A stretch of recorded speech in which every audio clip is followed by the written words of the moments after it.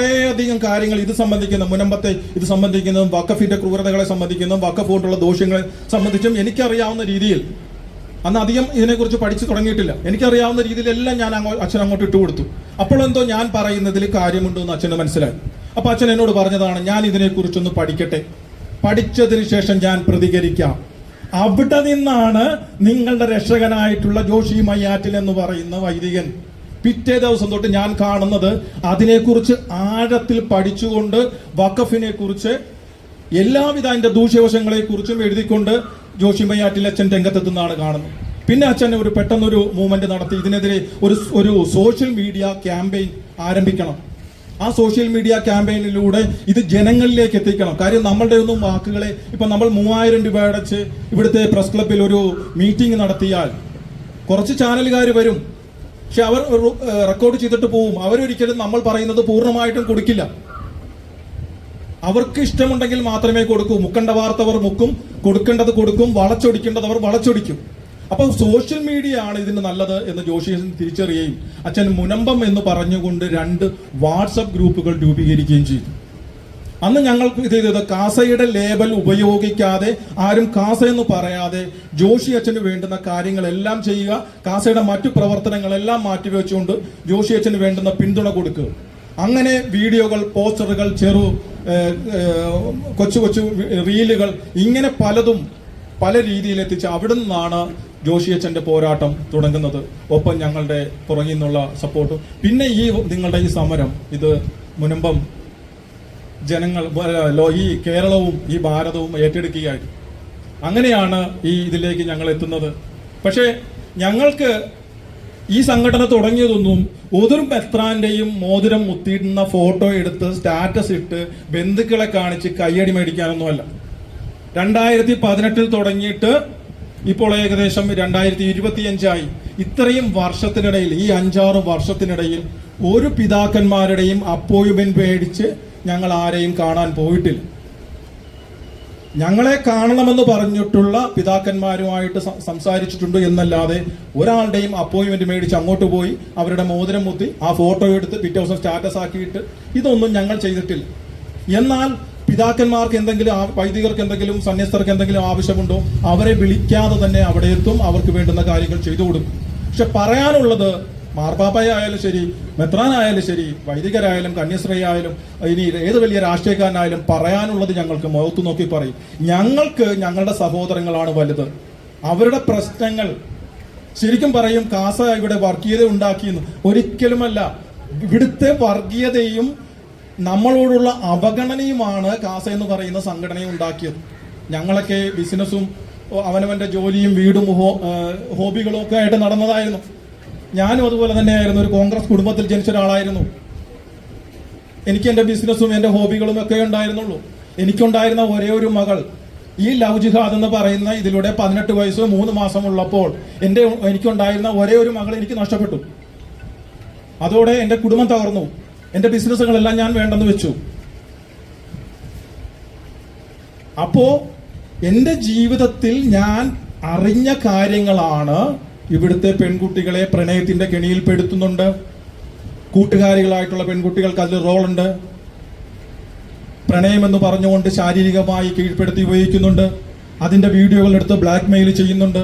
അങ്ങനെ പെൺകുട്ടികൾ ഇവിടുത്തെ 18 വയസ്സ് കഴിഞ്ഞാൽ അവളുടെ തീരുമാനത്തിൽ നിന്നും നിയമത്തെ ഉപയോഗിച്ചു കൊണ്ടുപോകുന്നുണ്ട്. അതിന് എല്ലാവിധ സംഘടനകളും അതിനുള്ള സപ്പോർട്ട് കൊടുക്കുന്നുണ്ട്. ഇതെല്ലാം ഞാൻ എന്റെ ജീവിതത്തിൽ ഒരാഴ്ച കൊണ്ട് അനുഭവിച്ചറിഞ്ഞ ഒരാളാണ്. എന്റെ കുടുംബത്തിന് സംഭവിച്ചതും മറ്റൊരാൾക്ക് സംഭവിക്കരുത് എന്ന് കരുതിക്കൊണ്ടാണ് കാസയെ ഉയർത്തിയെടുക്കാനായിട്ട്, കാസയുടെ പ്രവർത്തനങ്ങൾ കൂടുതൽ ശക്തിപ്പെടുത്താനായിട്ട് ഞങ്ങൾ ഇറങ്ങിയത്. ഇന്ന് ഒത്തിരി 2000-നടുത്ത് പെൺകുട്ടികളുടെ കേസുകളിൽ ഇടപെട്ടിട്ടുണ്ട്. അതിൽ രക്ഷപ്പെടുത്താൻ സഹായിച്ചിട്ടുണ്ട്, നഷ്ടപ്പെട്ടതുണ്ട്. തളർന്നു വീണ, തലകറങ്ങി വീണ മാതാപിതാക്കളെ ഞങ്ങൾ ഹൈക്കോടതിന്റെ മുന്നിൽ നിന്നും കോരിയെടുത്തിട്ടുണ്ട്.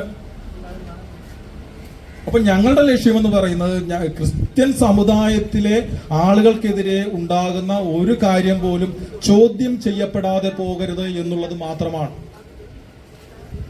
മാമോദിസ വെള്ളം തലയിൽ വീണവനാണോ, അവന് എന്തെങ്കിലും ഒരു വിഷയം ഉണ്ടെങ്കിൽ അവൻ ശത്രുവായാൽ പോലും അവൻ വിളിക്കാതെ തന്നെ അവനൊപ്പം എത്തുക എന്നുള്ളതാണ് ഞങ്ങളുടെ പ്രഖ്യാപിത ലക്ഷ്യം.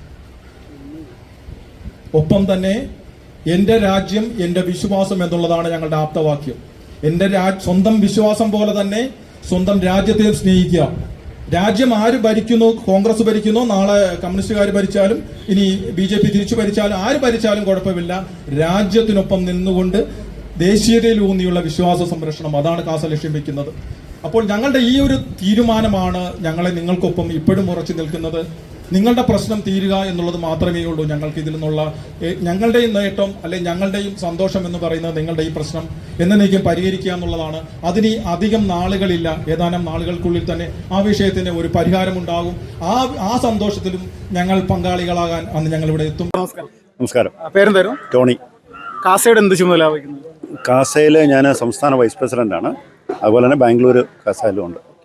ചേട്ടാ, ഇപ്പോൾ മുനമ്പ് സമരവുമായി ബന്ധപ്പെട്ടുകൊണ്ട് ഈ ഒരു സമരത്തിന്റെ പകുതി വിജയിച്ചു എന്ന് തന്നെ വിശ്വസിക്കുന്നുണ്ട്? പകുതിയല്ല, 90% വിജയിച്ചു. 90% നമ്മൾ വിജയിച്ചു കഴിഞ്ഞു.